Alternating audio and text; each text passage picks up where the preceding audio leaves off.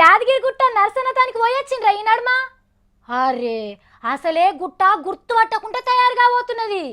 9 గుట్టల యాదాద్రి అయ్య ముంగట పాత యాదాద్రి గుట్టను గుడిని చూసి పోట్ల దిగి భద్రంగా దాచిపెట్టుకోవాలని మీకు అనిపిస్తలేదా? నాకైతే అనిపిస్తుందిలా.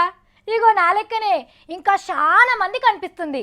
అందుకే నరసన్న గుట్టను దర్శించుకుందామని ఈ తీర్లు వస్తున్నారు.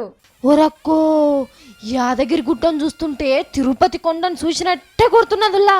కాలు పెట్ట సందు లేదు, కదుల వశం అయితలేదు. గుట్ట మీద గుండ్లు కొట్టించుకొని ఎర్రటెండల నరసన్న దర్శన భాగ్యం కోసమని ఈ కొస నుంచి ఆ కొస దాకా లైన్లు కట్టిండ్రు భక్తులంతా.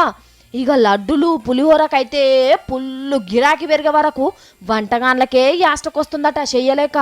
ఇక నరసన్న గల్లెపెట్ట మీద లచ్చిదేవి కూసున్నట్టే ఆమ్దానంటే ఆమ్దాన్ వస్తున్నదట. పేలాలు దుకాన్లు ఆట వస్తువులు అమ్మేటోళ్ళు కూడా మస్తు ఖుషిగున్నారు. ప్రతేడాది పరీక్షల పాసు పేర్లు తెలవంగానే చాలా మందే పబ్లిక్ వస్తారు. గాని ఇగో ఈ తాప ఇంకో ముచ్చట కూడా ఉన్నది. గదేందో ఎరికేనా?